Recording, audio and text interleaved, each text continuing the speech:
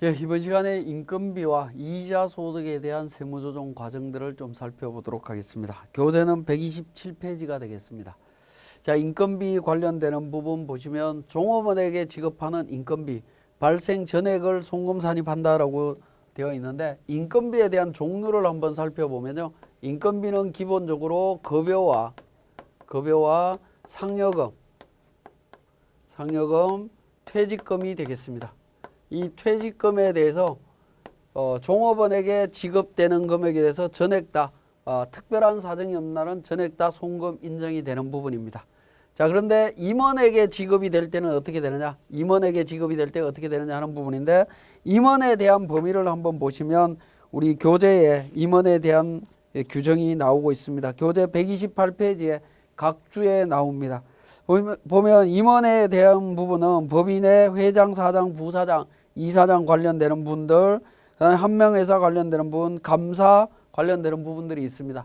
자, 이 내용을 그대로 분석을 하면 우리 회사 직급은 사원, 대리, 과장, 차장, 부장 위에 있는 분들이 전부 다 이사라고 호칭이 되시는 분들이 있습니다. 이사라고 호칭되시는 분들은 전부 다 임원이다라고 보시면 됩니다. 이때 임원이다라고 이야기할 때 법인 등기 여부와는 상관이 없습니다. 등기 여부와 상관없이 적용이 되는 규정이다라고 이해를 하시면 되겠고요. 자, 급여와 관련되는 부분은 사회통념상 범위 내에 있는 금액은 전액 다 송금으로 인정을 해주고 있습니다. 자, 상여금과 관련되는 부분은 지급 기준이 있느냐 하는 부분입니다. 지급 기준과 관련되는 부분이 그러니까 정관이나 주주총회, 이사회 회의록 이런 부분들이 되겠습니다. 이 규정이 있을 때 한해서 송금으로 인정이 됩니다. 만약에 규정이 없다라고 하면 전액 송금 불산입이 됩니다. 전액 송금 불산입 인정이 되지 않는다라는 겁니다. 그래서 반드시 규정을 확인하셔야 된다라는 거 말씀드리겠고요. 자, 임원에게 퇴직금이 지급이 되는 경우에는 정관에서 정한 범위 내에서 인정을 받을 수 있습니다. 만약에 정관에서 정하지 않는다라고 하면 세법상의 한도 금액으로 인정을 받을 수가 있는데요. 정관에서 정하지 않는 금액은 얼마가 되느냐 하면 총급여 곱하기 10분의 1 곱하기 근속연수가 되겠습니다.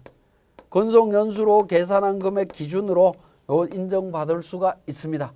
자, 상여금하고 다른 점은 상여금은 전액 송금 불산입이지만 세법의 퇴직금은 임원 퇴직금은 기본적으로는 요 정도는 인정해 주겠다라고 하는 부분이고요. 정관에 규정이 되어 있으면 정관 규정대로 정리를 하시면 됩니다. 만약에 정관에 규정이 없다. 요게 위임이 되어 있다라고 하면 어떻게 될 거냐는 건데, 위임되는 경우에는 주총으로 위임이 될 수는 있습니다. 주총으로 위임이 될 때는 요 규정도 인정을 해 줍니다. 자, 이렇게 해서 임원에게 지급되는 인건비가 있다라고 하면 송금으로 인정받을 수 있습니다. 자, 우리 보험료 관련되는 부분 잠깐 정리하도록 하겠습니다. 자, 보험료 관련해서 많이들 실수들을 하시는데, 자, 보험회사에다가 보험금 납부하는 부분을 보험료라고 이야기를 하고 있고, 그러니까 우리 그 회사의 계정 과목에 보면 그 보험료라는 계정 과목이 있죠. 두 개가 동일한 용어다 보니까 보험회사에다 내는 건 전액 다 보험료라는 비용으로 회계 처리하는 경향이 있는데, 그렇지 않다라는 겁니다.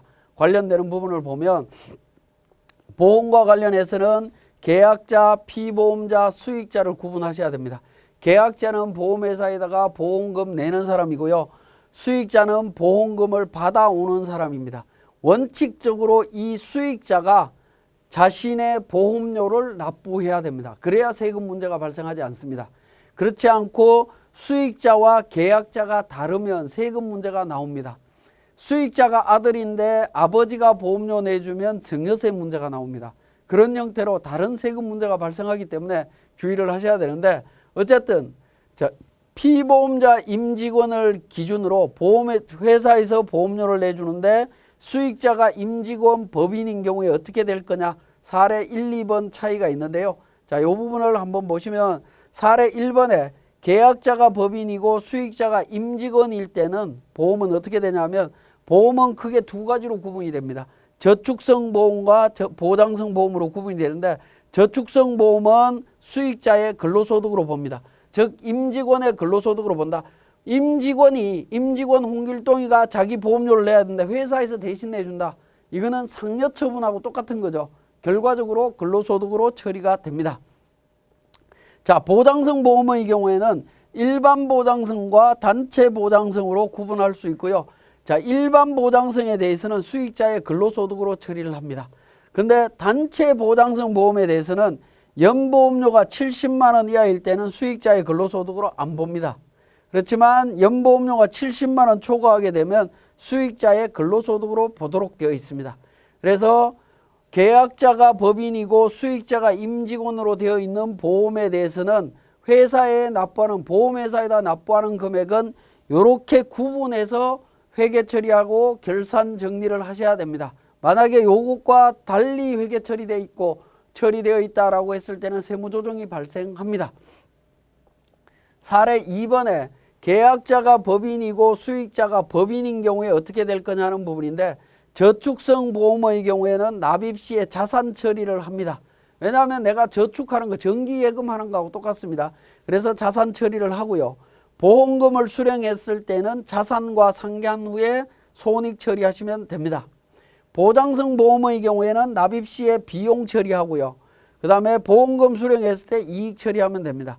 보장성 보험의 대표적인 게 자동차 보험이나 화재 보험이 됩니다. 그러한 보험들을 의미합니다. 자, 이렇게 이제 제가 보험과 관련되는 부분을 설명드리면 질문이 들어오기를 저축성과 보장성 어떻게 구분합니까? 라고 질문이 들어오는데, 그는 여러분들이 구분하지 마시고 보험회사에다가 물어보시면 됩니다. 저축성과 보장성 구분해달라고 하시면 되고요. 그리고 보험 상품은 저축성과 보장성이 혼합되어 있습니다. 반드시 혼합되어 있기 때문에 보험회사에다가 문의하셔서 분리를 해달라고 하시면 됩니다. 자, 그리고 계약자와 수익자가 이렇게 다르다라는 정보, 계약자, 피보험자, 수익자를 확인을 할 수 있어야 되겠죠. 그죠? 보험료 나가는 건 아는데 요 정보를 확인을 하셔야 되는데, 이 정보 어떻게 확인합니까? 라고 저한테 질문하시는 분이 있는데, 이 정보는 보험 증권을 보시면 나옵니다. 다른 서류 보시면 안 되고요. 보험 증권을 보면 계약자, 피보험자 관련되는 정보가 나옵니다. 그 정보를 확인하신 후에 보험금에 대해서 회계 처리 어떻게 할 건지 정리를 하시면 되겠습니다. 자, 그 다음에 이자 소득에 대한 부분입니다. 자, 우리 교재의 131페이지에 퇴직 소득에 대한 부분 잠깐 예규 하나 살펴보고 넘어가도록 하겠습니다. 자, 현실적인 퇴직으로 볼 수 있느냐 하는 겁니다. 퇴직금과 관련해서는 현실적인 퇴직일 때만 송금으로 인정이 되고요. 현실적인 퇴직이 아닌 경우에는 그 퇴직자에 대한 퇴직금을 받아간 사람에게 자금을 대여한 가지급금으로 인정이 될 수가 있습니다. 자, 그 사례 부분인데요. 법인의 등기이사로 재직하던 자, 즉 임원으로 있던 자가 사임하고 해당 법인으로부터 임원 퇴직금을 실제로 지급받고 다시 직원으로, 일반 직원으로 해서 근무를 하는 경우에, 이런 경우에도 현실적인 퇴직이냐 하는 부분인데요. 현실적인 퇴직과 관련되는 부분에 있어서 129페이지에 각 주의 현실적인 퇴직 범위에 대한 집행기준 사례가 있습니다. 자, 첫 번째 보시면 현실적인 퇴직이다라고 해서 반대의 경우입니다. 지금 방금 말씀드렸던 거. 직원이 임원이 됐을 때 퇴직금 정산하면 현실적인 퇴직이냐? 이 경우에 현실적인 퇴직이다라는 겁니다. 왜냐하면 직원과 임원은 신분이 다르다라는 겁니다. 급여 체계라든가 모든 게 다 달라지기 때문에 퇴직금을 지급하게 되면 그때는 현실적인 퇴직으로 인정해 줍니다. 반대로 임원에서 직원으로 내려오게 되면 어떻게 되느냐 하는 부분인데, 내려오더라도 그때 퇴직으로 봐주겠다라는 겁니다. 퇴직금을 받게 되면 퇴직으로 봐줄 수 있습니다. 자, 그 내용이 교재에 있고요. 그 다음에 132페이지에 복리후생비가 되겠습니다. 자, 복리후생비는 임원 직원을 위해서 지출한 복리후생비, 직장체육비, 직장문화비, 그 다음에 직장회식비, 건강보험료, 고용보험료, 회사 부담금, 직장보육시설 운영비, 그 다음에 고용보험료 사용자 부담금, 그 다음에 경조사비, 직원에 대한 경조사비 관련되는 부분이 있습니다. 자, 이 경조사비는 얼마까지 인정이 될까요? 자, 제가 이렇게 얼마까지 인정이 될까요? 라고 질문을 드렸을 때 여러분들이 순간적으로 20만 원으로 생각을 하시면 잘못된 부분입니다. 내가 공부하고 있는 위치, 어떤 내용을 지금 공부하고 있는지를 정확하게 파악을 하셔야 됩니다. 자, 20만 원이라는 숫자는 있기는 있습니다. 자, 그 내용은 접대비에 해당이 될 때만 20만 원입니다. 직원과 관련되는 부분은 복리후생비고요. 복리후생비에 대해서는 금액에 제한이 없습니다. 사회통념상 타당하다고 인정되는 범위 내에서 인정을 받을 수 있다라고 보시면 되겠고, 자, 그 범위가 어디까지냐라는 게 예규에 나와 있습니다. 경조사비 지급 규정, 경조사 지급 내용, 지급 능력, 종업원의 직위, 연봉 등을 감안해서 종합적으로 판단하시면 됩니다. 자, 이자 소득에 대한 부분 살펴보도록 하겠습니다. 자, 이자 소득의 귀속 시기, 수입 이자의 귀속 시기는 현금주의입니다. 이렇게 현금주의로 진행되고 있는 이유는, 자, 이 현금주의를 하고 있는 이유는 원천징수 때문에 그렇습니다. 원천징수 때문에 그렇고요. 원천징수는 지급 시에 원천징수하도록 되어 있죠. 그래서 이자 수익을 지급하는 사람이 원천징수를 편하게 하기 위해서 이자 소득의 귀속 시기는 무조건 현금주의로 되어 있다라고 보시면 되겠습니다. 자, 그리고 금융기관의 경우에는 발생주의를 인정합니다. 금융기관은 예외적으로 인정하지만 일반 법인들은 무조건 현금주의로 한다라고 보시면 되겠고요. 자, 비영업 대금의 이익에 대한 부분입니다. 자, 비영업 대금의 이익은 기본적으로 내용이 우리가 인정이자라고 생각하시면 됩니다. 인정이자. 인정이자가 비영업 대금 이익하고 같은 거다라고 보시면 되겠고, 자, 이렇게 됐을 때 비영업 대금 이익의 귀속 시기, 지급 시기 어떻게 되느냐? 현금주의라고 되어 있는데 현금주의이지만 비영업 대금 이익에 대한 구체적인 귀속 시기를 가면 둘 중에 빠른 날로 되어 있습니다. 언제? 첫 번째가 약정에 의한 지급일, 두 번째가 약정이 없거나 지급일 전에 지급한 경우에는 지급일입니다. 그 지급일. 둘 중에 빠른 날이 되겠습니다. 예를 들어서 19년도 12월 31일 날 지급하기로 약정을 했습니다. 약정을 했는데 지급일 전에 19년도 10월 5일 날 지급했다. 귀속시기 언제죠? 19년 10월 5일 날이 귀속시기가 됩니다. 그런데 12월 31일 날 미지급하고 20년 5월 5일 날 지급했다. 귀속시기 언제죠? 빠른 날 19년 12월 31일이 된다라는 겁니다. 자, 그래서 인정이자 즉 비영업 대금 이익의 귀속 시기는 약정일에 의한 지급일과 약정이 없거나 지급일 전에 미리 지급했다라고 하면 그 날 중에 빠른 날로 한다라는 거 반드시 기억하셔야 됩니다. 이 빠른 날을 기준으로 원천징수를 해야 됩니다. 그죠? 원천징수를 해야 되고요. 그 다음에 지급명세서를 제출해야 됩니다. 제출해야 되는 문제가 발생을 합니다. 두 가지가 동시에 발생하기 때문에 자, 이 내용에 대해서 정확하게 파악을 하셔야 됩니다. 그리고 비영업 대금 이익에 대한 원천징수 의무자는 누구냐? 소득을 지급하는 사람이죠. 법인에다가 이자를 주는 사람 누구죠? 대부분 인정이자가 발생되는 경우는 소득자가 되겠죠. 인정이자 발생은 소득자가 아니라 그러니까 그 자금, 가지급금에 대한 그러니까 가지급금을 갖고 간 사람이 되겠죠. 가지급금 대표자, 대표이사, 대부분은 대표이사나 뭐 주주나 뭐 이런 분들이 될 겁니다. 가지급금 소유자 뭐 이렇게 보시면 되겠죠. 자, 이런 분들이 원천징수를 해야 되는 상황들이 생길 수가 있습니다. 원천징수 언제 하느냐? 지급일과 약정에 의한 지급일과 그러니까 그 이전에 미리 지급했다면 그 날 중에 빠른 날로 하도록 되어 있습니다. 자, 구체적인 세무조정을 살펴보겠습니다. 자, 약정이 있는 경우 비영업 대금의 이익을 조정하게 되는데 약정에 의한 이자 지급액과 인정이자 상당액입니다. 자, 예를 들어서 약정에 의한 이자 지급액이 10,000원이고요. 인정이자 상당액이 7,000원이다 라고 가정을 하겠습니다. 자, 차변의 미수수익, 대변의 이자 수익에서 10,000원으로 계상을 했다. 약정에 의해서 계상했다면 미수수익, 귀속 시기에 이자 수익을 계상했기 때문에 세무조정 없습니다. 미수수익을 미계상했다라고 하면 이자 상당액을 입금 산입 유보 처분하시면 됩니다. 왜냐하면 세법상의 귀속 시기가 도래했는데도 불구하고 이자 수익을 계상 안 했기 때문에 미수수익의 과소계상으로 이자 상당액을 입금 산입 유보 처리하시면 됩니다. 자, 똑같은 케이스로 똑같이 정리를 합니다. 약정에 의한 금액이 7,000원이고 인정이자 상당액이 10,000원이다. 이렇게 가정을 하면 미수수익을 계상했다라고 하면 7,000원만 미수수익을 계상을 했겠죠. 그런 경우에는 나머지 차액 3,000원에 대한 부분, 차액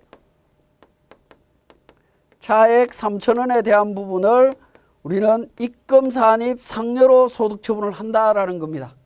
자, 미계상하면 어떻게 되느냐?